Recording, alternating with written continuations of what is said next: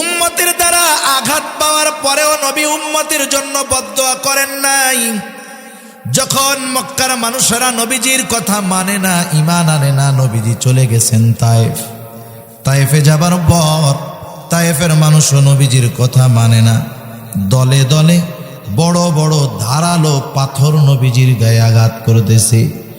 পাথরের আঘাত এতটা জটিল ছিল, আয়েশা সিদ্দিকা রাদিয়াল্লাহু তাআলা আনহা একদিন নবীজির গায়ে দেখতে পাইলেন দাগ। জিজ্ঞাসা করতেছে, ইয়া রাসূলুল্লাহ, আপনার কি কখনো বসন্ত হয়েছিল নাকি? নবীজি বলেন, না আয়েশা, আমার কখনো তো বসন্ত হয় নাই। তাহলে ইয়া রাসূলুল্লাহ, পিঠের মধ্যে এই দাগগুলো কিসের? নবীজি বললেন, আয়েশা, আমি যখন দ্বীনের দাওয়াত দেওয়ার জন্য তায়েফে গেলাম, তায়েফের মানুষ বুঝতে পারে নাই তারা আমাকে যে পাথর নিক্ষেপ করেছিল এই দাগ হলো তাদের পাথর নিক্ষেপের আঘাতের দাগ।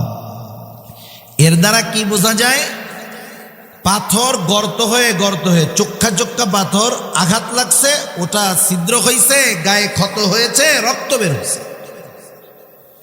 হযরত যায়েদ রাদিয়াল্লাহু তাআলা আনহু একা ঠেকায় পারেন না, দলে দলে পাথর মারে, নবীজি পথ চলে আর পড়ে যায়।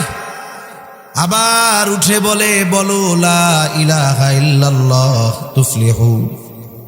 এ তায়েফবাসী বলো লা ইলাহা ইল্লাল্লাহ, সফল কাম হয়ে যাইবা, সফল হয়ে যাইবা।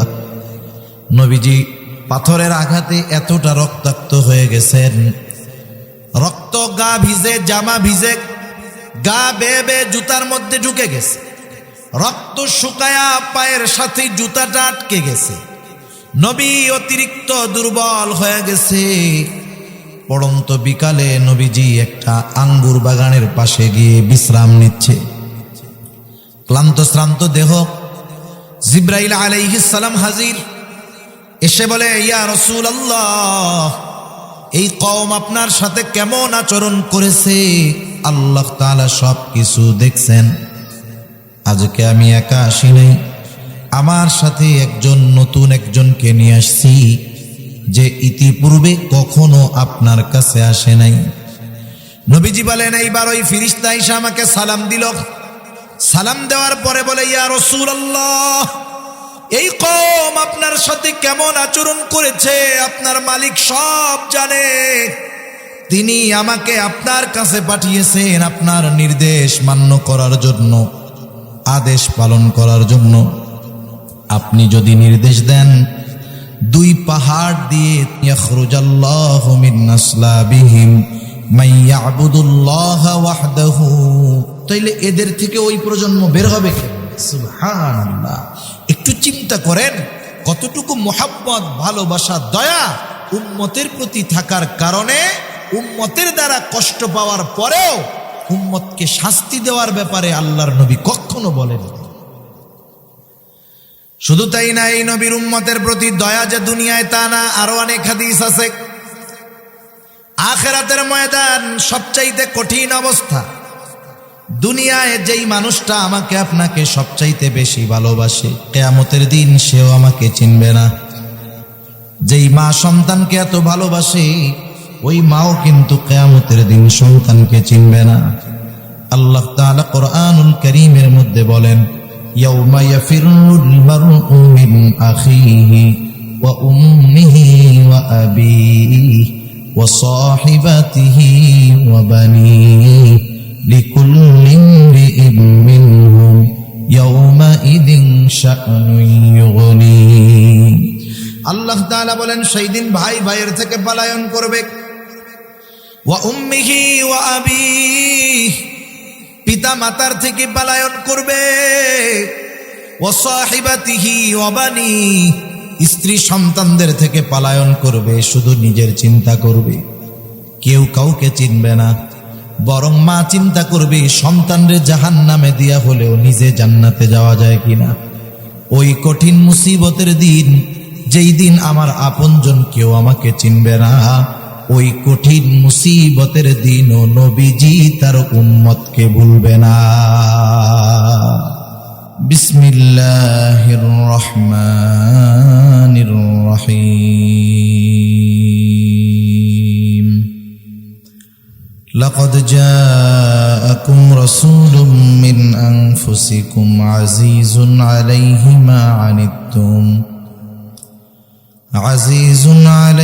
ما عنتم حريص عليكم بالمؤمنين رؤوف رحيم. وقال رسول الله صلى الله عليه وسلم: لا يؤمن أحدكم حتى أكون أحب إليه من والده وولده والناس أجمعين،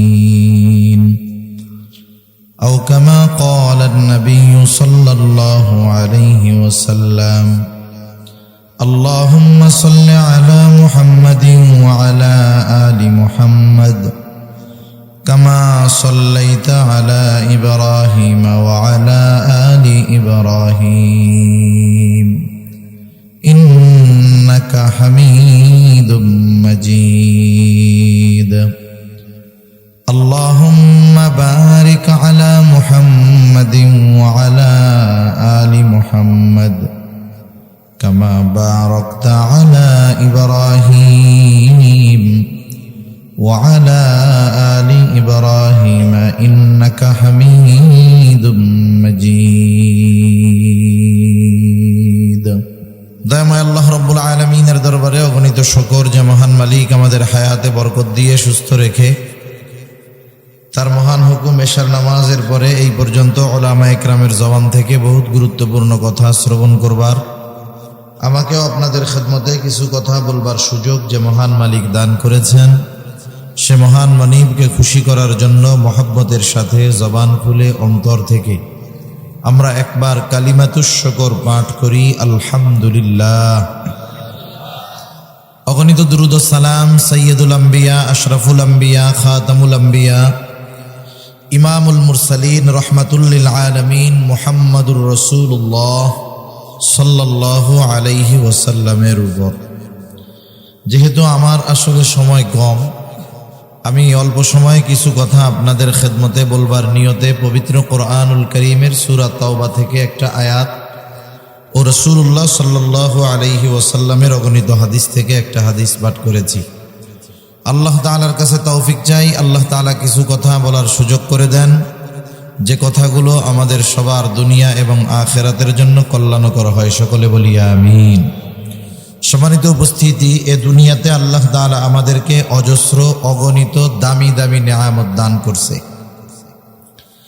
আল্লাহ তাআলা কত পরিমাণ নেয়ামত আমাদেরকে দিয়েছেন, আল্লাহ তাআলাই বলেন ওই নেয়ামতের হিসাব দুনিয়ার কেউ করতে পারবে না। আল্লাহ তাআলা বলেন ওয়া ইন তাউদ্দু নি'মাতাল্লাহি লা তুহসুহা, তোমরা যদি আল্লাহর নেয়ামত সমূহ গণনা করো হিসাব করতে পারবা না। অগণিত দামি দামি নেয়ামত আল্লাহ তাআলা আমাদেরকে দান করেছেন। দামি দামি নেয়ামতগুলোর মধ্যে সবচাইতে দামি নেয়ামতের নাম হলো ঈমান। কি বলেন তো? ঈমান। ঈমান সবচাইতে দামি নেয়ামত। আর ঈমানের পরে দামি দামি নেয়ামতগুলোর মধ্যে অন্যতম এক দামি নেয়ামত যে আল্লাহ তাআলা আমাদেরকে মুহাম্মাদুর রাসূলুল্লাহ সাল্লাল্লাহু আলাইহি ওয়াসাল্লামের উম্মত বানিয়েছেন।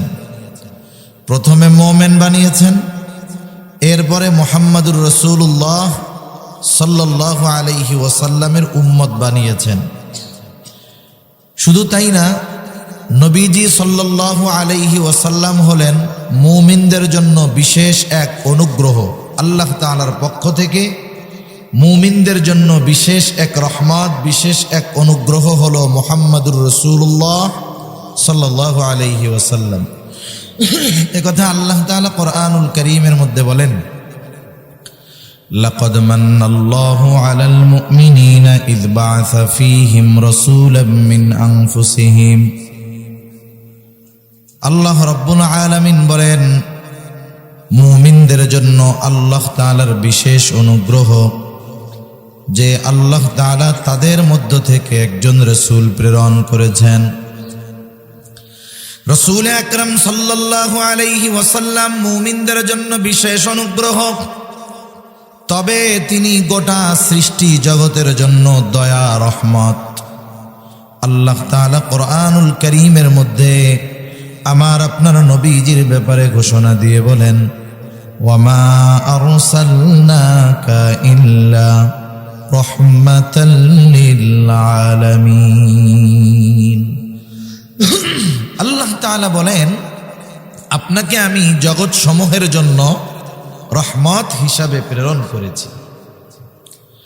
আল্লাহ তাআলা হলেন রব্বুল আলামিন, জগৎ সমূহের রব হলেন আল্লাহ, আর জগৎ সমূহের জন্য রহমত হলেন মুহাম্মাদুর রাসূলুল্লাহ। এই জন্য নবী শুধুমাত্র মুমিনদের জন্যই রহমত, বিষয়টা এমন নয়, বরং নবীজি গোটা সৃষ্টি জগতের জন্যই রহমত। তার এই রহমতের সুবিধা শুধু যে মুমিনরা ভোগ করে তা নয়, বরং এই সুবিধা পায়। রাসূল আকরাম সাল্লাল্লাহু আলাইহি ওয়াসাল্লাম আল্লাহ তাআলার কাছে দোয়া করেছে, আল্লাহ, আমার উম্মতের পাপের কারণে আপনি আমার উম্মতকে সমূলে ধ্বংস করে দিবেন না। এই জন্য গোটা দুনিয়ার মধ্যে পাপাচার চলে, অনাচার চলে, জুলুম চলে, অবিচার চলে। আল্লাহ তাআলা মাঝে মধ্যে হালকা পাতলা নড়া দিয়ে একটু সতর্ক করে দেয়, কিন্তু আল্লাহ তাআলা গুনার কারণে, অপরাধের কারণে উম্মতে মুহাম্মাদীকে সমূলে নির্মূল করে দেন না। কিন্তু অতীতের অনেক নবীর উম্মতকে, অনেক কওমকে অপরাধের কারণে, জুলুমের কারণে, নাফরমানির কারণে আল্লাহ তাআলা সমূলে নির্মূল করে দিয়েছে। কিন্তু নবীজির দোয়ার কারণে ছাড় পেয়ে যায়। মাঝে মধ্যে একটু নড়াচড়া দিয়ে আল্লাহ তাআলা সতর্ক করে দেয়। এই যে 2 দিন আগে ভূমিকম্প হয়েছে, আপনারা টের পাইছেন নাকি? হালকা পাতলা কাঁপাকাঁপি দিয়া আল্লাহ তাআলা সতর্ক করে দেয়, বান্দা, এই জমিন যদি পরিপূর্ণভাবে দুলতে থাকে, ভূমিধস যদি শুরু হয়ে যায়, কেমনে বাঁচবা? অতীতে বহু জাতিকে আল্লাহ তাআলা এভাবে ধ্বংস করে দিয়েছেন। আল্লাহ তাআলা হালকা পাতলা নড়াচড়া দিয়ে সতর্ক করে দেয় যে তোমরা যদি আমার হাবিবের উম্মত না হইতা, তোমরা যেই পাপাচারের মধ্যে ডুবে গেছো, তোমাদের অবস্থাও অতীতের ওই জাতিদের মতো হতো। তাহলে নবীজি রহমাতুল লিল আলামিন, আর এই রহমতের সুবিধা ভোগ করছে। আবু জেহেলের নাম শুনছেন? আবু জেহেল একদিন রাসূলুল্লাহ সাল্লাল্লাহু আলাইহি ওয়াসাল্লামের সামনে এসে আল্লাহ তাআলার কাছে দোয়া করতেছে। কথা হইল, আবু জেহেল তো আল্লাহ তাআলার কাছে আবার দোয়া করে কেমনে? যদিও মক্কার মুশরিক, ওরা শিরকের সাথে জড়ায় ছিল, কিন্তু মক্কার মুশরিকরা আল্লাহ রব্বুল আলামিনের অস্তিত্বে বিশ্বাস করত। ওরা বিশ্বাস করত যে একজন স্রষ্টা আছে। যারা আল্লাহ তাআলাকে বিশ্বাস করে না, স্রষ্টাকে বিশ্বাস করে না, বলে আল্লাহ বলে কিছু নাই, নাউজুবিল্লাহ বলেন। কিন্তু মক্কার মুশরিকরা আল্লাহ তাআলার অস্তিত্বে বিশ্বাসী ছিল। একথা আমার নয়, স্বয়ং আল্লাহ তাআলা এই কোরআনুল কারীমের মধ্যে বলেন, ওয়ালা ইন সাআলতাহুম মান খালাকাস সামাওয়াতি ওয়াল আরদ। আল্লাহ তাআলা বলেন, হাবিব, আপনি যদি মুশরিকদেরকে জিজ্ঞাসা করেন, মান খালাকাস সামাওয়াতি ওয়াল আরদ, আসমান এবং জমিনের স্রষ্টাকে, কে আকাশ বানিয়েছে, কে জমিন বানিয়েছে, তারা তাদের দেবদেবীদের কথা বলবে না। তারা বলবে না লাত মানাত উজ্জা এগুলা বানিয়েছে, বরং কি বলবে? লা ইয়াকুলুন্নাল্লাহ। অবশ্যই অবশ্যই আপনার এই প্রশ্নের জবাবে তারা বলবে, আসমান জমিন যিনি বানিয়েছেন তিনি কে? আরো আয়াত আছে যেগুলোর দ্বারা স্পষ্ট প্রমাণিত হয়ে যায় যে মুশরিকরা আল্লাহ তাআলাকে বিশ্বাস করত, তবে এমন কিছু শিরক তারা করত যার কারণে তাদের ঈমান নষ্ট হয়ে গেছে, ঠিকানা হবে অনন্তকাল জাহান্নাম। আবু জেহেল আল্লাহ তাআলার কাছে দোয়া করে বলে, আল্লাহ, এই কোরআন যদি সত্যই আপনি নাজিল করে থাকেন তাইলে আপনি আমাদের উপরে পাথর বর্ষণ করেন, না হলে যন্ত্রণাদায়ক আযাব আপনি আমাদেরকে দেন। মূলত নবীজিকে টিটকারি কইরা বলতেছে নবীজির সামনে। কেমন যেন আবু জেহেল বলে, আল্লাহ, কোরআন নাজিল করার মতো লোকজন আর আপনি পান নাই। আপনি যদি এর কাছে কোরআন নাজিল কইরাই থাকেন তাইলে আমাদের উপরে পাথর বর্ষণ করেন। অনেক সময় দেখবেন গ্রামের মধ্যে আছে একজন গরিব মানুষ, কৃষক মানুষ, দিনমজুর খেটে খাওয়া মানুষ। ওই লোকটার সন্তান পরিশ্রম করে লেখাপড়া শিখে বড় অফিসার হয়ে গেছে। কৃষকের সন্তান আছে না নাই? বলেন তো, কৃষকের সন্তান বড় অফিসার হইছে, এটা কি গ্রামের সব মানুষ মেনে নিবে নাকি? সবাই আনন্দিত হবে না? কিছু মানুষের চুলকানিও শুরু হয়ে যাবে, ঠিক না? হিংসা হবে না মনের মধ্যে? জোরে বাবা, কৃষক ক লিখতে পারে না, ওর ছেলে বলে বড় অফিসার হয়ে গেছে। এখন কি কয় জানেন? চার দোকানে বৈশা একজন বলতেছে, শুনছো কি হয়েছে? আমাদের ওই যে অমুক কাকার ছেলেটা বড় অফিসার হয়ে গেছে।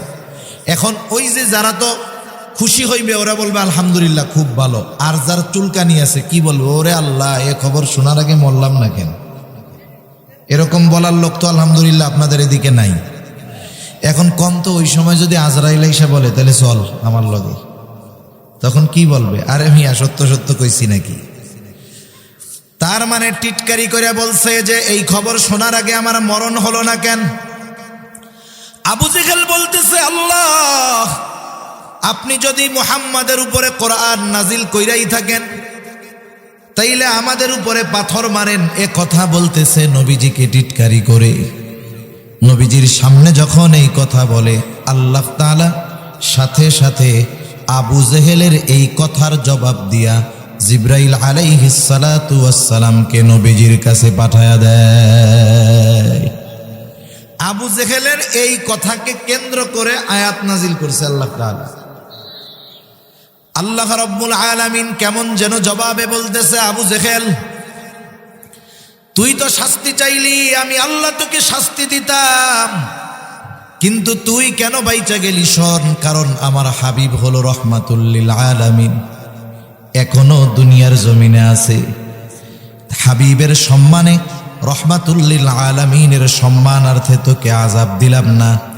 এই কথাটাই একটু অন্যভাবে আল্লাহ তাআলা নবীজির জবান দিয়ে বের করেন।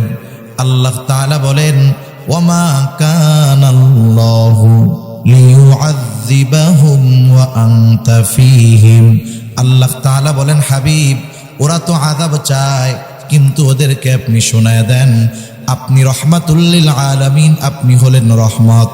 এই কারণে আপনি যতক্ষণ তাদের মধ্যে আছেন শুধুমাত্র আপনার সম্মানার্থে আমি ওদের আযাব দিব না। কিন্তু পরবর্তীতে ছাড় নাই, কিন্তু এখন দেই না কেন? আপনি তো রহমত, দুনিয়ায় আছেন, আর আপনি গোটা সৃষ্টি জগতের জন্য রহমত, সেজন্য দুনিয়ায় আছেন রহমত, আর আমি আল্লাহ গজব দিব, এটা হইতে পারে না। সুবহান।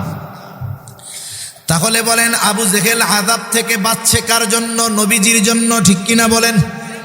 কারণ নবীজি হলেন রাহমাতুল লিল আলামিন, বিশেষ করে মুমিনদের জন্য বিশেষ অনুগ্রহ। কেন অনুগ্রহ নবীজি আমাদের জন্য? কারণ দেখেন, নবীজি কিন্তু আমাদেরও ভালোবাসেন। আমরা অনেক সময় আলোচনা শুনি, বলি, করি যে আমরা নবীজিকে ভালোবাসবো। কেন ভালোবাসবো? এই কেনর জবাবের অনেকগুলো কারণের মধ্যে অন্যতম একটা কারণ হলো নবীজিও আমাদেরকে ভালোবাসে। নবীজি কতটুক ভালোবাসে জানেন? বলেন তো, মা বাবার চাইতে কম না বেশি? আরো জোরে বলেন, কম না বেশি? আরে নবীজি আমাকে যত ভালোবাসে, আপনি আপনাকে যত ভালোবাসেন, তার চাইতে নবীজি আমাকে আপনাকে বেশি ভালোবাসে। সুবহান। আব্দুল্লাহ ইবনে আমর ইবনুল আস রাদিয়াল্লাহু তাআলা আনহু থেকে বর্ণিত, তিনি বলেন, একদিন আমরা মজলিসের মধ্যে বসে আছি, রাসূলুল্লাহ সাল্লাল্লাহু আলাইহি ওয়াসাল্লাম হঠাৎ তিলাওয়াত করতেছেন কোরআন থেকে। আন্নান নাবিয়্য সাল্লাল্লাহু আলাইহি ওয়াসাল্লাম তাআলা মা নাযালা ফি ইব্রাহিম আলাইহিস সালাম। রাসূলুল্লাহ সাল্লাল্লাহু আলাইহি ওয়াসাল্লাম কোরআন থেকে তিলাওয়াত করলেন, আল্লাহ তাআলা যা ইব্রাহিম আলাইহিস সালাতু ওয়াস সালামের ব্যাপারে নাজিল করেছেন। কি নাজিল করেছেন? আল্লাহ ইব্রাহিম আলাইহিস সালাম তার গুনাহগার উম্মতের জন্য আল্লাহ তাআলার কাছে দোয়া করেছে। রাসূলুল্লাহ সাল্লাল্লাহু আলাইহি ওয়াসাল্লাম দুনিয়ায় আসার পর থেকে, নবুয়তির পর থেকে নিয়ে কিয়ামত পর্যন্ত যত মানুষ দুনিয়ায় আসবে, মুমিন হোক কাফের হোক, দিনদার হোক আর বদ্দিন হোক, কিয়ামত পর্যন্ত যত মানুষ আসবে সব মানুষ হলো নবীজির উম্মত। ঠিক কিনা বলেন? সব নবীজির উম্মত। নবীর অন্তরে নেককারের জন্য যেমন মুহাব্বত, অনুরূপ ভাবে গুনাহগার উম্মতের জন্য তেমন চিন্তা আর মুহাব্বত আর ভালোবাসা। হযরত ইব্রাহিম আলাইহিস সালাতু ওয়াস সালাম তার গুনাহগার উম্মতের ক্ষমা চাইয়া আল্লাহ তাআলার কাছে ফরিয়াদ করে, দোয়া করে। মনে রাখবেন, এক লোকের মনে করেন 3টা বা 4টা ছেলে। কয়টা ছেলে? একটু কথা কন, কয়টা? 3 ছেলে, নামাজি, মুত্তাকি, পরহেজগার, এক কথায় ভালো। কারো সাথে চোখ উঁচা কইরা উঁচু জবানে কথা বলে না। কিন্তু 4 নাম্বার ছেলেটা, এই 3 ছেলে একসাথে যত ভালো, 4 নাম্বারটা তার চাইতে বেশি খারাপ। বলেন তো, মা বাবা সারাদিন ওই ভালো 3টার জন্য চিন্তা বেশি করে নাকি খারাপটার জন্য করে? বলেন তো, নামাজে যখন দোয়া করে, যখনই আল্লাহ তাআলার কাছে দোয়া করে, বলেন তো দোয়া ওই 3টার জন্য বেশি করে নাকি খারাপটার জন্য বেশি করে? যদিও খারাপ, যদিও অবাধ্য, তবে সন্তান তো, সন্তানের মায়ায় মা বাবা খারাপটার জন্য দোয়া বেশি করে। অনুরূপ ভাবে উম্মত গুনাহগার হোক আর নেককার হোক, নবীরা ওই গুনাহগার উম্মতের জন্য চিন্তিত বেশি থাকে। ইব্রাহিম আলাইহিস সালাতু ওয়াস সালাম দোয়া করতেছে আল্লাহ তাআলার কাছে, রব্বি ইন্নাহুন্না আযলালনা কাসীরাম মিনান নাস ফামান তাবিআনি ফাইন্নাহু মিন্নী ওয়ামান আসানি ফাইন্নাকা গফুরুর রহিম। ইব্রাহিম আলাইহিস সালাম বলে, রব, ও আমার রব, এই প্রতিমাগুলো, এই মূর্তিগুলা অধিকাংশ মানুষকে পথভ্রষ্ট বানায় ফেলছে, পথচ্যুত করে ফেলছে, জাহান্নামের পথিক বানায় ফেলছে। আল্লাহ, ফামান তাবিআনি ফাইন্নাহু মিন্নী, যে আমার আনুগত্য করলো সে তো আমার দলভুক্ত, আমার কথা মেনে যে ঈমান আনলো সে তো আমার দলের লোক। ওয়ামান আসানি ফাইন্নাকা গফুরুর রহিম। ইব্রাহিম আলাইহিস সালাম কেমন যেন বলতেছে, রব, যারা আমার আনুগত্য করে নাই, আমার কথা মানে নাই, ওরাও তো আমার উম্মত, আমার উম্মত। আয় আল্লাহ, আপনি তো গফুর, আপনি তো রহিম। আপনি যদি চান আমার ওই অবাধ্য গুনাহগার উম্মত গুলাকেও আপনি মাফ কইরা দিতে পারেন। কেমন যেন নবী ইব্রাহিম আলাইহিস সালাম বলতেছে, আল্লাহ, আপনি আমার গুনাহগার উম্মত গুলারেও মাফ কইরা দেন। সুবহান।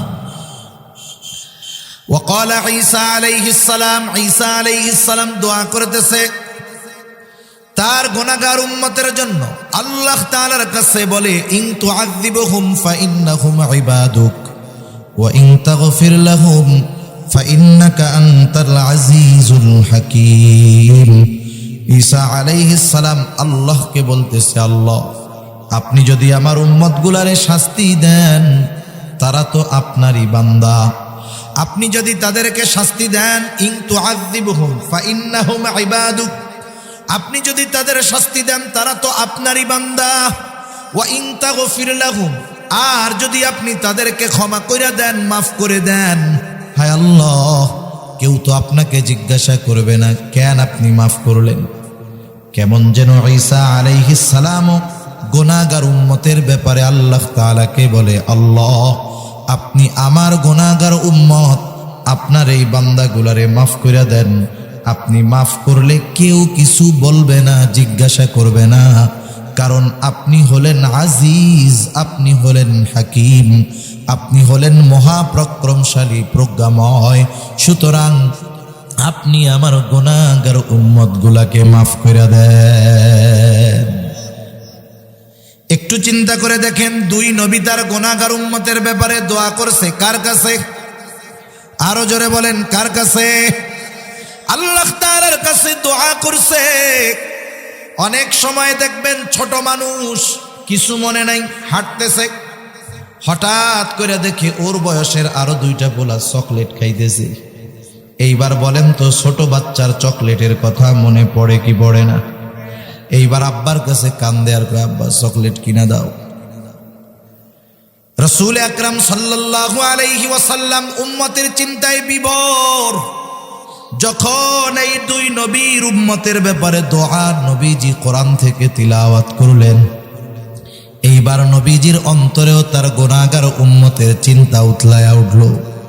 এইবার নবীজি আল্লাহ তাআলার কাছে দুহাত তুলে দোয়া করেন আর বলেন, আল্লাহুম্মা উম্মতি।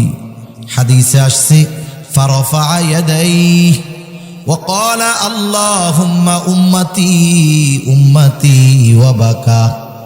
নবীজি দুই হাত উঁচু করে কাঁদতেছে আর বলতেছে, আল্লাহ আমার উম্মত, আমার উম্মত, আমার উম্মত। আর কিছু বলে না, শুধু কি বলে? আমার উম্মত। বলেন তো, এই শব্দ বা এই বাক্য দ্বারা কেউ কিছু না বুঝলেও নবীজি কি বলতে চায় আল্লাহ তাআলা বোঝেন কি বোঝেন না? আরো জোরে বলেন, বোঝেন কি বোঝেন না? আল্লাহ তাআলা জানেন হাবিব কি বলতে চায়।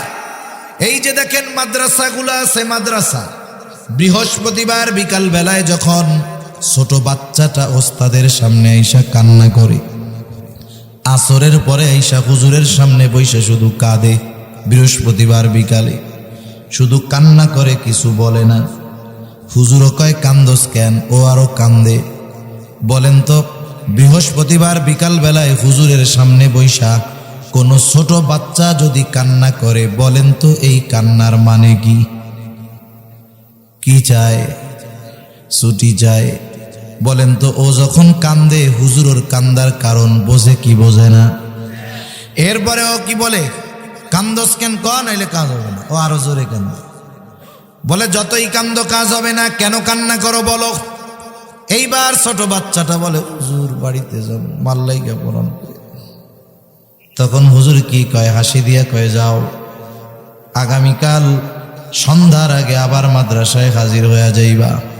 হুজুর জানার পরেও, বোঝার পরেও কেন মুখ দিয়া শুনতে চায়? এটা হলো ওস্তাদ ছাত্রের এক মহব্বতের বহিঃপ্রকাশ।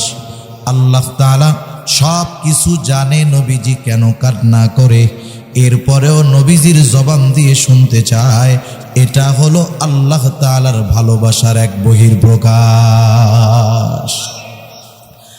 জিবরাইল আলাইহিস সালাতু ওয়াস সালামকে পাঠায়া দিয়েছে আল্লাহ, যাও মুহাম্মদ কেন কান্না করে শুনে আসো। জিবরাইল আলাইহিস সালাম এসে বলে, ও মুহাম্মদ কেন কান্না করেন? যদিও আপনার কারণ আল্লাহ তাআলা জানে, এরপরেও আপনার জবান দিয়ে শুনতে চায়। নবীজি এইবার কান্নার কারণ বললেন।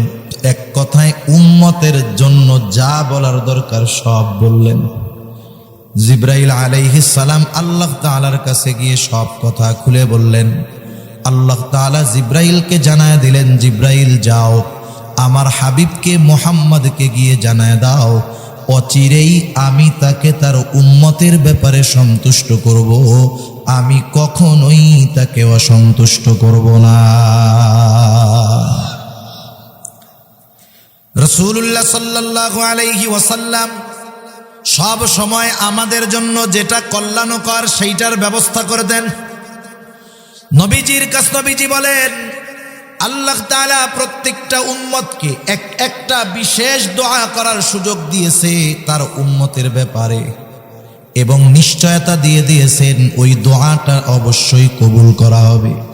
প্রত্যেকটা নবী উম্মতের ব্যাপারে ওই দোয়া দুনিয়ায় করে ফেলছে, কেউ বাকি রাখে নাই। নবীজি বলেন, আমি আমার দোয়াটাকে সংরক্ষণ করে রাখছি, কিয়ামতের দিন ওই দোয়াটাকে সুপারিশের রূপ দিয়া আমার গুনাহগার উম্মতের নাজাতের ব্যবস্থা আমি করব। শুধু তাই না, নবীজির উম্মতের প্রতি কেমন মায়া, কেমন দয়া। উম্মতের দ্বারা আঘাত পাওয়ার পরেও নবী উম্মতের জন্য বদদোয়া করেন নাই। যখন মক্কার মানুষেরা নবীজির কথা মানে না, ঈমান আনে না, নবীজি চলে গেছেন তায়েফ।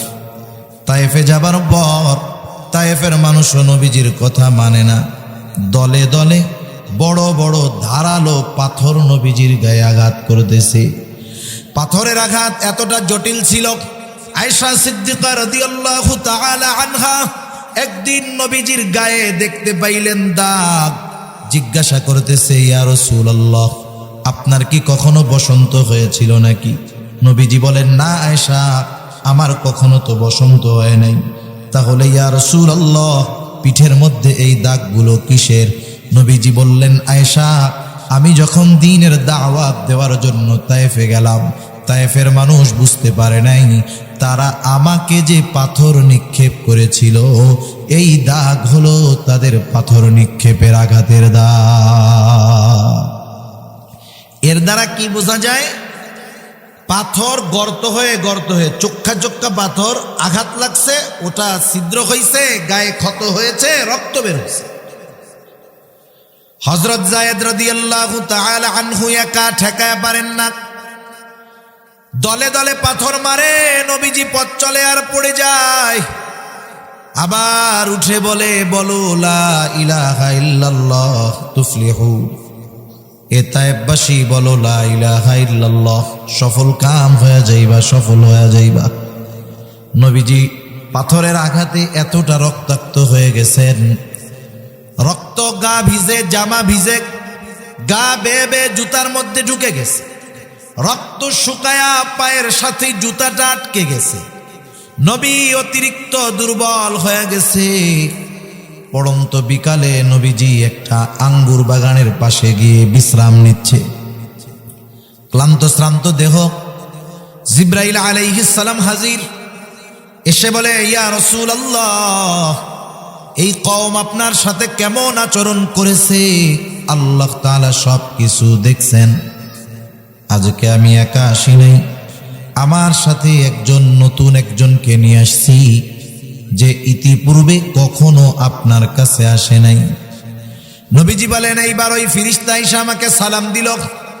সালাম দেওয়ার পরে বলে, ইয়া রাসূলুল্লাহ, এই কওম আপনার সাথে কেমন আচরণ করেছে আপনার মালিক সব জানে। তিনি আমাকে আপনার কাছে পাঠিয়েছেন আপনার নির্দেশ মান্য করার জন্য, আদেশ পালন করার জন্য। আপনি যদি নির্দেশ দেন, দুই পাহাড় দিয়ে ইয়াখরুজাল্লাহু মিন আসলাবিহিম মান ইয়াবুদুল্লাহা ওয়াহদাহু, তাইলে এদের থেকে ওই প্রজন্ম বের হবে। সুবহানাল্লাহ, একটু চিন্তা করেন কতটুকু মোহাব্বত, ভালোবাসা, দয়া উম্মতের প্রতি থাকার কারণে উম্মতের দ্বারা কষ্ট পাওয়ার পরেও উম্মতকে শাস্তি দেওয়ার ব্যাপারে আল্লাহর নবী কখনো বলেন। শুধু তাই না, এই নবীর উম্মতের প্রতি দয়া যে দুনিয়ায় তা না, আরো অনেক হাদিস আছে। আখিরাতের ময়দান সবচাইতে কঠিন অবস্থা। দুনিয়ায় যেই মানুষটা আমাকে আপনাকে সবচাইতে বেশি ভালোবাসে, কিয়ামতের দিন সেও আমাকে চিনবে না। যেই মা সন্তানকে এত ভালোবাসে, ওই মাও কিন্তু কিয়ামতের দিন সন্তানকে চিনবে না। আল্লাহ তাআলা কোরআনুল কারীমের মধ্যে বলেন, ইয়াউমা ইয়াফিরুল মারউ মিন আখিহি ওয়া উম্মিহি ওয়া আবিহি ওয়া সাহিবাতিহি ওয়া বানিহি লিকুল্লি ইমরিইন মিনহুম ইয়াউমাইযিন শা'নুন ইউগনি। আল্লাহ তাআলা বলেন, সেই দিন ভাই ভাইয়ের থেকে পলায়ন করবে। ওয়া উম্মিহি ওয়া আবিহি, পিতা মাতার থেকে পলায়ন করবে, ওয়া সাহিবাতিহি ওয়া বানি, স্ত্রী সন্তানদের থেকে পলায়ন করবে, শুধু নিজের চিন্তা করবে, কেউ কাউকে চিনবে না। বরং মা চিন্তা করবে সন্তানরে জাহান্নামে দিয়া হলেও নিজে জান্নাতে যাওয়া যায় কিনা। ওই কঠিন মুসিবতের দিন, যেই দিন আমার আপনজন কেউ আমাকে চিনবে না, ওই কঠিন মুসিবতের দিনও নবীজি তার উম্মতকে ভুলবে না। হাদিসের মধ্যে আসছে নবীজি একবার হাউজে কাউসারের কাছে দৌড়ায় চলে যাবে, না জানি তার কোন উম্মত পানি পান থেকে মাহরুম হয়ে যায় কিনা। আবার দৌড়ায় পুলসেরাতের কাছে চলে যাবে, না জানি কোন উম্মত পাড়ি দিতে ব্যর্থ হয়ে যায় কিনা। আবার মিজানের কাছে চলে যাবে, না জানি কোন উম্মত সওয়াব গুনাহ ওজন করার সময় ধরা পড়ে যায় কিনা। আবার জাহান্নামের কাছে চলে যাবে, না জানি কোন উম্মতকে জাহান্নামে দিয়ে দেওয়া হয় কিনা। উম্মতের জন্য আবার যখন সুপারিশের দরকার, আল্লাহর কুদরতি কদমে লুটায় পড়া সুপারিশ করবে, সব নবী জান্নাত অভিমুখে রওনা হয়ে যাবে। সবাই জান্নাতের দোরগোড়ায় উপস্থিত হয়ে যাবে, জান্নাতের দরওয়াজা বন্ধ, খোলা হবে না। জিজ্ঞাসা করা হবে, কেন জান্নাতের দরজা খোলো না? জান্নাতের পাহারাদার বলবে, যিনি আসলে খোলা হবে তিনি এখনো আসেন নাই। তিনি কে? তিনি কোথায় আছে? বলে, তিনি হলেন আখিরি জামানার নবী মুহাম্মাদুর রাসূলুল্লাহ সাল্লাল্লাহু আলাইহি ওয়াসাল্লাম। কোথায় উনি? উনি এখনো হাসরের ময়দানে। নবীজি যতক্ষণ না তার ওই উম্মত যার যাররা পরিমাণ ঈমান আছে, তার জন্য যতক্ষণ না জান্নাতের নিশ্চয়তা আল্লাহ তাআলার কাছ থেকে তিনি পাবেন, ততক্ষণ পর্যন্ত নবী নিজে জান্নাতে প্রবেশ করবে না। আর মা বাপ কি করবে? বলবে, আমার পোলারে জাহান্নামে দিয়া হইলেও আল্লাহ আমারে বাঁচান। একজন তো এটা বলবে কিয়ামতের দিন, হাদিসের মধ্যে আসছে, তাফসিরেও আসছে, যে বলবে, আল্লাহ সারা দুনিয়ার সব মানুষকে জাহান্নামে দিয়া হইলেও আপনি আমার জান্নাতে দিয়া দেন। ওই কঠিন দিন আল্লাহ তাআলা এমন এক নবী আমাদের দিলেন, ওই নবী ওই দিন আমাদের ভুলবে না। নবী আমাদের কি পরিমাণ ভালোবাসে, দুনিয়ার মানুষের কথা বাদ দেন, হাদিসের কথাও রাখেন। নবী যে আমাদের কি পরিমাণ ভালোবাসে, এ ভালোবাসার সাক্ষ্য দিয়েছেন স্বয়ং আল্লাহ। কে বলেন? আরো জোরে বলেন, কে? আল্লাহ তাআলা বলেন, লাকাদ জাআকুম রাসূলুম মিন আনফুসিকুম আজিজুন আলাইহি মা আনিতুম হারিস। আল্লাহ তাআলা বলেন, তোমাদের জন্য তোমাদের মধ্য থেকে এমন একজন রাসূলের আগমন ঘটেছে, আজিজুন আলাইহি মা আনিতুম, তোমাদের জন্য যেটা যন্ত্রণার, যেটা কষ্টের, সেটা তার জন্য কষ্টের। সোজা কথা হলো, উম্মত যেটাতে কষ্ট পায়, নবীজিও সেটাতে কষ্ট পায়। উম্মত যে কোনো কারণে যদি কষ্ট পায়, সেই কষ্টটা নবীজিও অনুভব করে। কেমনে করে বলেন তো? ছোট বাচ্চার যখন জ্বর হয়, 3-4 বছর বয়স, ছোট মানুষ তো জ্বর হইলে খুব অসুস্থ, দুর্বল হয়ে যায়। ওই 2-3 বছরের বাচ্চার যখন জ্বর হয়, বলেন তো তার বাবার কেমন লাগে, মার কেমন লাগে? জ্বর হইছে ওই বাচ্চার, ওর চাইতে বেশি কষ্ট হয় মা বাবার। কেন? মোহাব্বত, ভালোবাসার কারণে। ঠিক কিনা বলেন? চিন্তা করে দেখেন, মা বাপ আমাদের এতটুকু ভালোবাসে, এই কষ্টে তাদের কত কষ্ট হয়। তাহলে ওই মা বাবার চাইতে নবী বেশি ভালোবাসে না কম ভালোবাসে? সেজন্য উম্মতের প্রত্যেকটা কষ্ট নবীজির কষ্টের কারণ। এ কথা বলতেছে আল্লাহ যে তিনি হলেন তোমাদের জন্য আজিজ, সমব্যথী, তথা তোমাদের জন্য যেটা কষ্টের সেটা তার জন্য কষ্টের। তিনি হলেন হারিসুন আলাইকুম, তিনি তোমাদের জন্য কল্যাণকামী। এরপরে আল্লাহ তাআলা স্পেশাল ভাবে, আলাদা ভাবে মুমিনদের জন্য নবীজি হলেন আলাইকুম বিল মুমিনিনা রাউফুর রহিম, বিশেষ করে মুমিনদের জন্য তিনি হলেন অতি সদয় আর পরম দয়ালু। রউফ, রহিম, এই দুটো শব্দ আল্লাহ তাআলার গুণবাচক যেই নামগুলো আছে এর মধ্যে অন্যতম দুটি নাম হলো রউফ আর রহিম। তাহলে বলেন রউফ আর রহিম কার গুণবাচক নাম? ওই আল্লাহ। নবীজির উম্মতের প্রতি কেমন দরদ এ কথা বোঝাতে গিয়ে নিজের সাথে ব্যবহৃত শব্দ রউফ রহিম নবীজির সাথে শানে ব্যবহার করেছেন। সুবহানাল্লাহ। বুঝেন এ কথা কি জিনিস? এ কথা কি বুঝতেছেন আপনারা? আল্লাহ বলতেছে যে এমন নবী তোমাদের কাছে আসছে যেই নবী হলেন মুমিনদের জন্য অতি সদয় আর পরম দয়ালু। কে বলতেছে এই কথা? তাহলে নবীজির আমাদের প্রতি ভালোবাসার পরিমাণ কত বেশি এটা বুঝতে কি আমাদের বাকি আছে? এখন আসেন, নবীজিকে কেন ভালোবাসবো? আমি যৌক্তিক কারণের কথা বলেছিলাম শুরুতে, যে যেহেতু উনি আমাদের সর্বোচ্চ ভালোবাসেন, আমাদেরকেও ওনাকে সর্বোচ্চ ভালোবাসার দরকার আছে না নাই? নবীজির প্রতি উম্মতের ভালোবাসা এটা মুমিনের ঈমানের দাবি। একজন মানুষ নিজেকে ঈমানদার দাবি করবে আর নবীজিকে ভালোবাসবে না, এটা হতেই পারে না।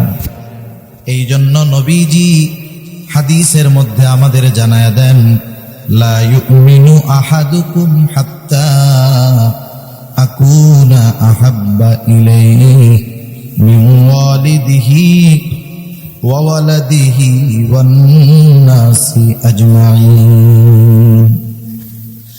আল্লাহ রাব্বুল আলামিনের নবী বলেন, তোমাদের মধ্যে কেউ ততক্ষণ পর্যন্ত মুমিন হতে পারবে না যতক্ষণ না সে তার সন্তান সন্ততি পিতা মাতা এক কথা সকলের চাইতে আমি নবীকে বেশি ভালো না বাসবে। দুনিয়ায় অনেক সময় মা বাবাকে ভালোবাসতে হয়, ঠিক আছে, কিন্তু দ্বীনের কারণে মা বাবার বিরুদ্ধাচরণ করতে হয়। সাহাবায়ে কেরাম দেখা গেছে দ্বীনের জন্য, ইসলামের জন্য বাবার বিরুদ্ধে তলোয়ার ধরছে। আবু উবাইদা ময়দানে বাবারে ছাড় দেয় নাই। জাররা হলো বাবের নাম। দেখে নবীর দিকে আক্রমণ করার চেষ্টা করে। আবু উবাইদা চিন্তা করছে এ লোকের অভ্যাস তো ভালো না। এক দুইবার যখন দেখছে, তৃতীয়বার দেখার পর আর সহ্য হয় নাই। এইবার যুদ্ধের ময়দানে নিজের হাতে নিজের বাপকে দুনিয়া থেকে বিদায় করে দিয়েছে। কার মহব্বতে? নবীর মহব্বতে। দেখেন, মা বাবাকে ভালোবাসতে হবে। দ্বীনের কারণে যদি ওই মা বাবার বিরুদ্ধে লড়াইয়ে যাইতে হবে, ঠিক কিনা বলেন? সেজন্য দুনিয়ার সম্পর্কের ভালোবাসা আপ ডাউন হয়। কখনো ভালোবাসা জরুরি হয়, কখনো বিরোধিতা জরুরি হয়। কিন্তু নবীর প্রতি ভালোবাসা কখনো ডাউন হয় না, বরং নবীর প্রতি ভালোবাসা শুধু বাড়তেই হয়। কারণ নবীর প্রতি ভালোবাসা হলো মুমিনের ঈমানের দাবি। এজন্য নবীও জানায় দেন, তোমরা যতক্ষণ না সব কিছুর চাইতে আমি নবীকে বেশি ভালো না বাসতে পারবা, ততক্ষণ পর্যন্ত তোমরা মুমিন হতে পারবা না। তাহলে বলেন, নবীজিকে সর্বোচ্চ বেশি ভালোবাসার দরকার আছে না নাই? হাদিসের আলোকে বাসতে হবে, বরং নিজের জীবনের চাইতে নবীকে বেশি ভালোবাসতে হবে। এখন নবীকে কেমনে ভালোবাসবো? যাকে সামনে পাওয়া যায় তাকেই তো বেশি ভালোবাসা যায়। সাহাবায়ে কেরাম নবীজিকে সামনে পাইছে, আবু বকর ঘরের সব সম্পদ আইনা নবীর সামনে রাইখা দিছে। সাহাবায়ে কেরাম নবীকে সামনে পাইছে। উহুদের ময়দানে নবীজি যখন গর্তে পড়ে গেছে, হযরত তালহা নিজের বুকটাকে নবীজির জন্য ঢাল বানায় দিয়েছে। আমরা তো নবীজিকে সামনে পাই নাই, কেমনে ভালোবাসবো? নবীজিও জানতেন আমার উম্মত চিন্তা করবে কেমনে তারা আমাকে ভালোবাসবে। এই জন্য নবীজি তাকে ভালোবাসার পদ্ধতিও আমাদের জানায় দিয়েছেন। ওই পদ্ধতি যারা অবলম্বন করবে, দুনিয়াতে তারাই আশিকে রাসূল তথা নবীর মহব্বতকারী হিসাবে গণ্য হবে। তাহলে কারা কারা নবীজিকে ভালোবাসতে রাজি? হাত উঁচা করি। নারায়ে তাকবীর, নারায়ে তাকবীর। মাশাআল্লাহ হাত না নাই, কারণ এটা তো আর না করার সুযোগ নেই।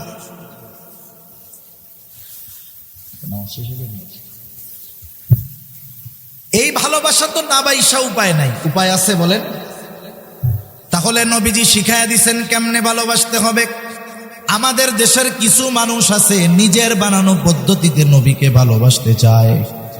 মনে রাখতে হবে, নিজের বানানো পদ্ধতি দিয়া নবীজিকে ভালোবাসা যাবে না। নবীজিকে ভালোবাসার কথা জানায় দিয়া বলেন, উম্মত আমাকে যদি ভালোবাসতে চাও কি করবা?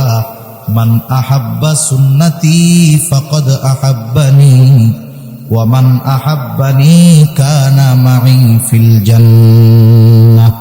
নবীজি বলেন যে আমার সুন্নতকে ভালোবাসলো সে আমি নবীকে ভালোবাসলো, আমি নবীকে যে ভালোবাসলো সে আমি নবীর সাথে জান্নাতে অবস্থান করবে।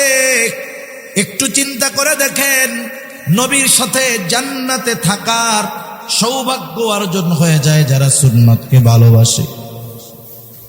সাহাবায়ে কেরাম নবীর সাথে জান্নাতে থাকার সুসংবাদ পায়া সবচাইতে বেশি খুশি হইছে। নবীজির কাছে গ্রাম থেকে একজন সাহাবী আসছে, গ্রাম্য সাহাবী আইসা বলে মাতাসা, নবীজিকে বলতেছে ইয়া রাসূলুল্লাহ কিয়ামত কখন হবে?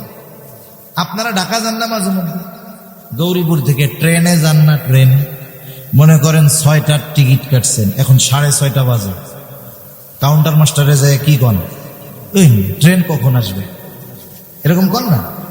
এই বলাটার মধ্যে কি আছে বলেন তো?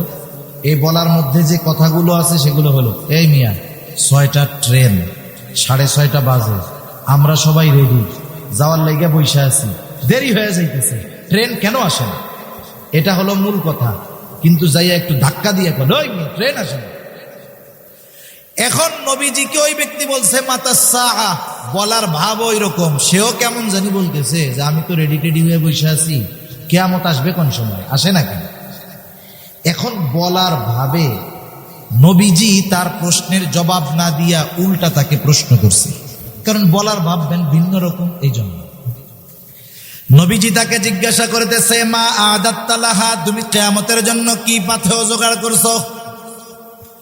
গ্রামের মানুষ, সহজ সরল মানুষ নবীজির এই কথার জবাবে বলে, ইয়া রাসূলুল্লাহ, আমি আল্লাহ এবং তার রাসূলকে ভালোবাসি। সুবহানাল্লাহ। নবীজি এবার বলতেছে, যে যাকে ভালোবাসে সে তার সাথে থাকবে। লোকটা এই কথা শুইনা বাড়ির দিকে হাঁটা দিয়া দিছে।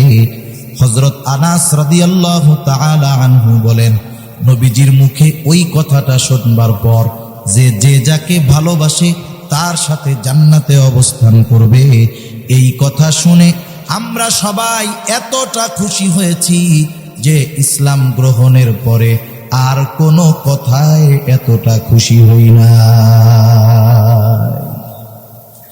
তাহলে নবীর সাথে জান্নাতে দেওয়ার সুসংবাদ, জান্নাতে থাকার সুসংবাদ পেয়ে সাহাবায়ে কেরাম সর্বোচ্চ খুশি, আমরাও সর্বোচ্চ খুশি। তো সেই নবীর সাথে যদি জান্নাতে থাকতে হয়, জান্নাতে আগে যাইতে হবে।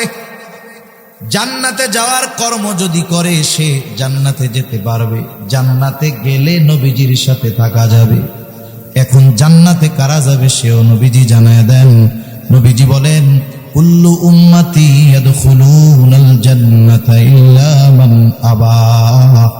নবীজি বলেন, আমার সব উম্মত জান্নাতে প্রবেশ করবে, আবা উম্মত ছাড়া।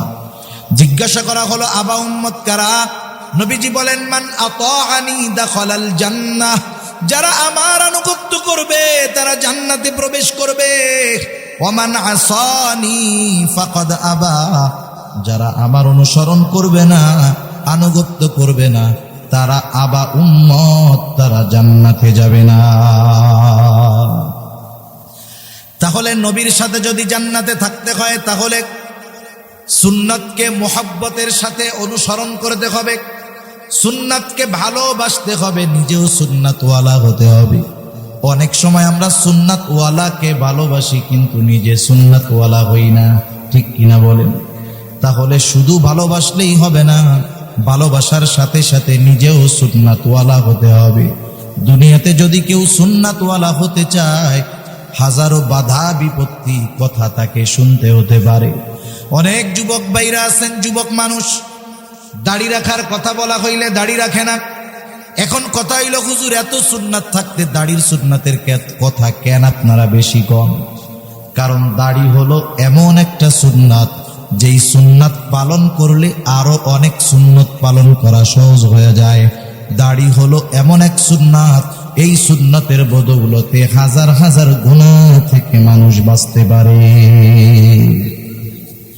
মনে করেন যুবক মানুষ স্কুল কলেজে পড়ে, দাড়ি রাখো না কেন? বলে হুজুর এখন দাড়ি রাখলে এই বয়সে, এখন তো ভাইয়া বলে সবাই, দাড়ি রাখলে সবাই চাচা ডাকবে। আছে না অনেকে? তো আমরা দাড়িওয়ালা মানুষ বুঝি তো, বাসের মধ্যে উঠছি, দেখা যাবে কন্ট্রাক্টর আমার বাবার চেয়ে বয়সে বড়, কিন্তু দাড়ি দুড়ি নাই। আমারে কয় চাচা আপনি একটু সাইডে দাঁড়ান। আমার মনে মনে কয় তুমি তো আমার দাদার বয়সী, দাড়িটা রাখলে এটার বয়স হতো। এখন এই দাড়ি রাখার কারণে যুবক মানুষ চাচা শুনতে হয়, এটা তার একটু কষ্ট লাগে না? কষ্ট লাগে, এই জন্যই তো রাখে না। আবার কতজন লেখাপড়া শেষ দাড়ি রাখে না কেন? বল বিয়ে শাদিটা কইরা নেই এরপরে রাখবো নেই। কেন? কই বিয়ে শাদির সময় এই সময় দাড়ি রাখলে ভালো মাইয়া পছন্দ করে না। আরে বোকা, যেই মেয়ে দাড়ি আর দাড়িওয়ালারে পছন্দ করে না সে ভালো হয় কেমনে? ঠিক কিনা বলেন? যে নবীর সুন্নাতকে ভালোবাসে না, সুন্নাতওয়ালাকে ভালোবাসে না, সে ভালো মেয়ে হতে পারে না। তোমার আখিরাতের হিসাব পরে জান্নাতি না জাহান্নামী সেটা পরে, কিন্তু যেই মেয়ে দাড়িওয়ালা দাড়ি ভালোবাসে না, ওই মেয়া যত সুন্দরী হোক, যত বংশ ভালো হোক, যত টাকা পয়সাওয়ালা হোক, যত উচ্চ শিক্ষিত হোক, তুমি ঘরে আনো, পরকালে কি হবে আল্লাহ জানে, কিন্তু ওই মহিলা বা ওই মেয়ের কল্যাণে দুনিয়ায় তুমি ছোট্ট একটা জাহান্নাম দেখতে পাইবা। টের পাবা, মজা কারে কয়। সেই জন্য খবরদার, এমনটা করা যাবে না।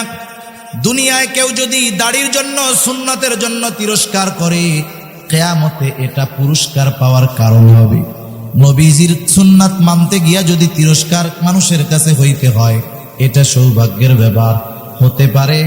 এই তিরস্কারটা আমার আপনার নাজাতের কারণ হতে পারে। ঠিক কিনা বলেন? সর্বশেষ একটা কথা বলে আলোচনা শেষ করি। একটু হৃদয় দিয়ে কথাগুলো ভাববেন। আপনাদের অঞ্চলে মাঝে মধ্যে লোকজন মারা যায় কি যায় না? যখন কোনো মানুষ মারা যায়, তার ভেতরে কি আছে, অন্তরে কি আছে বাদ দেন। যদি তার নামটা মুসলমানের হয়, জন্মটা মুসলমানের ঘরে হয়, পরিচয়টা যদি মুসলমানের হয়, তাহলে মারা যাওয়ার পর সুন্দর মতো তাকে আগে গোসল দেওয়ানো হয়। গোসল দেওয়ার পরে কাফন পরায় দেওয়া হয়। এরপরে জানাজার নামাজের জন্য নিয়ে যাওয়া হয়। জানাজা শেষে লাশের খাটিয়াটা নিয়ে কবরস্থানের দিকে রওনা হয়ে যাওয়া হয়। এইবার লাশটা কবরের পাশে রাখা হয়। দুইজন আল্লাহর বান্দা কবরের মধ্যে নামেন, আর দুইজন উপর থেকে যে কোনো পদ্ধতিতে লাশটাকে নিচে ধরায়া দেয়। ঠিক কিনা বলেন তো? এই সময় একটা দোয়া পড়া হয়। দোয়া, ওই কি দোয়া পড়া হয় আপনাদের জানা আছে নাকি? কোন তো কি পড়ে? সামনের দিকে পড়ে, বিসমিল্লাহি ওয়া আলা মিল্লাতি রাসূলিল্লাহ। এই দোয়াই ময়মনসিংহে পড়ে, গৌরীপুরে পড়ে, গোটা বাংলাদেশ সহ গোটা দুনিয়ায় এই দোয়াটা পড়ে। আমি মারা গেলে আমাকেও এই দোয়াটা পড়াই কবরে রাখবে। হয়তো অনেকে কবরে শোয়াইছেন, নামাইছেন, পড়ছেন। এই দোয়ার মধ্যে আসলে আমরা কি বলি কখনো আমরা হৃদয় দিয়ে বোঝার চেষ্টা করি নাই। আরবির কিছু শব্দ আছে যেটা অনুবাদ করলে শুধু শব্দটা দেখা যায়, পড়া যায়, কিন্তু ওই শব্দের যেই গভীরতা, ওটা অনুবাদের দ্বারা বোঝা যায় না। ওটা বুঝতে হয় হৃদয় দিয়ে, অন্তর দিয়ে। এই দোয়াটা যখন আমরা পড়ি, কথাটা বলি হলো এরকম, আল্লাহর নামে এমন এক লোকরে কবরে রাখতেছি যে তার গোটা জীবন রসুলের সুন্নতের উপরে পরিচালিত করছে। মূল কথাটা যা বলি আর কি, বলি সংক্ষেপে, কিন্তু কথাটার ব্যাখ্যা কি বুজুর্গানে দিন বলে, যে বলি যে আল্লাহ আপনার নামে এমন একজন লোককে এখন কবরে রাখতেছি যে তার গোটা জীবন সুন্নতের উপরে ছিল। আলা মিল্লাতি রাসূলিল্লাহ, রসুলের মিল্লাতের উপরে ছিল, মানে রসুলের সুন্নতের উপরে ছিল, আদর্শের উপরে ছিল। যখন মারা গেছে তখনও রাসূলের সুন্নাতের উপরে ছিল। এরপরে যখন তাকে আমরা কবরে রাখতেছি তখনও সে রাসূলের সুন্নাতের উপরে আছে। এই অবস্থায় তারে কবরে রাখতেছে। এই দোয়াটা পড়া যারে কবরে রাখা হচ্ছে তার মুখের মধ্যে দাড়ি নাই, বলেন তো ওই ব্যক্তির জন্য এই দোয়াটাও তো পড়বেন নাকি পড়বেন না? তাহলে যার মুখে দাড়ি নাই, যার সুন্নাতের খবর নাই, সারা জীবন সুন্নাত আর সুন্নাত ওয়ালাদের বিরোধিতা করছে, বলেন তো ওই লোকের ব্যাপারে এই দোয়া সত্য না মিথ্যা? আর একটু জোরে বলেন, সত্য না মিথ্যা? মিথ্যা। হায়াতের কোনো গ্যারান্টি নাই, কে কোন সময় মারা যাবে বলা যায় না। সুস্থ মানুষ ঘুমায় থাকে আর ঘুম থেকে উঠে না, দরজা খুলে না, চোখ বন্ধ হইছে তো আর সে খুলে না। এইরকম দৈনিক শত শত ঘটনা দেশে ঘটতেছে। যুবক মানুষ, সুস্থ মানুষ স্ট্রোক করে মুহূর্তের ভিতরে মারা গেছে। বলেন তো এইরকম ঘটনা এদেশে ঘটে কি ঘটে না? আমি আপনি কোন সময় দুনিয়া থেকে চলে যাব বলা যায় না। অনেকে হয়তো চিন্তা করতেছে এখন তরুণ, এখন যুবক, এখন উড়ে বেড়ানোর সময়, এখন একটু ফুর্তি করি, দুনিয়া ব্যাপী ঘুরে বেড়াই, বুড়া হইলে দাড়ি রাইখা নামাজ কালাম শুরু করে দিব। এই কথাটা অন্তরে ঢুকায় দেয় হলো শয়তান। এই কথাটা অন্তরে ঢুকায় দেয় শয়তান। সে মানুষকে দ্বীনের পথে আসার ক্ষেত্রে শুধু বিলম্ব করায়। অনেকের নসিব যদি ভালো, এক সময় হায়াত থাকে, তওবা করে দ্বীনের পথে ফিরে আসে। আবার অনেকের নসিব খারাপ, বিলম্ব করাইতে একটা সময় হায়াত শেষ হয়ে যায়, দ্বীনের উপরে আসতে পারে না, দুনিয়া থেকে চলে যায়। সেজন্য আমাদের অন্তরে যদি এই কথাগুলো আসে, আমাদের অন্তরে যদি এই কথাগুলো আসে যে এখন একটু ঘোরাফেরা করি, কয়দিন পরে ভালো হয়ে যাব, দাড়ি রাখবো, নামাজ পড়বো, হজ করবো, তাবলিগে যায় ভালো হব, খবরদার, দেরি করা যাবে না। বলা যায় না আজকের রাতটাই আমার আপনার শেষ রাত হতে পারে, আগামী দিনের সূর্যোদয় হয়তো নসিবে আর নাও হতে পারে, ঠিক কিনা বলেন? এজন্য আমরা সুন্নাতের অনুসারী হব। যারা সুন্নাতওয়ালা, অনেক যুবক মানুষ দাড়ি দুড়ি নাই, সুন্নাত অনুযায়ী চলে না। আবার অনেক যুবক আছে চলে কি চলে না? চলে। এবার তোমরা যারা সুন্নাতের উপরে নাই, যেই যুবক দাড়ি রাখছে, সুন্নাতের উপরে চলে, ওরে যায় জিজ্ঞাসা করবা ওর কেমন লাগে, অনুভূতিটা ওর কাছ থেকে শুনবা, দেখবা ও বলবে যে এই সুন্নাতের কারণে আমি অন্তরের মধ্যে আলাদা একটা মজা পাই, সুন্নাতের কারণে সম্মান পাই, সুন্নাতের কারণে মানুষের ভালোবাসা পাই। আরে ভাই, দুই চারটা খারাপ মানুষ দুনিয়ায় থাকবে, টুকটাক খোসা দেওয়া কথা বলবে, খবরদার তাদের কথায় কষ্ট নিয়ে সুন্নাত থেকে দূরে সরা যাবে না। দুনিয়ায় সুন্নাতের উপরে চলবে, মোল্লা বলবে যা বলে বলুক, একটু যদি চামড়া মোটা কইরা হজম করতে পারো, এই কথাগুলাই পরকালে নাজাতের কারণ হয়ে যাবে ইনশাআল্লাহ। তাহলে নবীজি আমাদেরকে আমাদের মা বাবা তথা আমাদের জীবনের চাইতেও বেশি ভালোবাসেন, ঠিক কিনা? সুতরাং আমাদেরকেও নবীজিকে সর্বোচ্চ ভালোবাসার দরকার আছে না নাই? নবীজিকে ভালোবাসবো কেমনে? নবীজি শিখায় দিছে, বলে ভালো যদি বাসতে চাও সুন্নাতকে ভালোবাসো, জান্নাতে যদি একসাথে থাকতে চাও সুন্নাতের অনুসরণ করো। তোমরা যদি সুন্নাতকে মোহাব্বতের সাথে অনুসরণ করো, আমি নবীকে ভালোবাসা হবে। আমি নবীকে যদি ভালোবাসা হয়, নবীর সাথে জান্নাতে অবস্থান করতে পারবা, আর কোনো চিন্তা নাই। সুন্নাতের উপরে যদি মওত হয়ে যায়, এর চাইতে সৌভাগ্যের আর কিছুই হতে পারে না। তাহলে আমরা নবীর সুন্নাতকে মোহাব্বতের সাথে কারা কারা অনুসরণ করতে রাজি? নারায়ে তাকবীর, নারায়ে তাকবীর। আল্লাহ তাআলা আমাদের সকলকে খাঁটি সুন্নাতওয়ালা হওয়ার তৌফিক দান করুন। এত আস্তে, আরো জোরে। ওয়া আখিরু দাওয়ানা আনিল হামদুলিল্লাহি রাব্বিল আলামিন।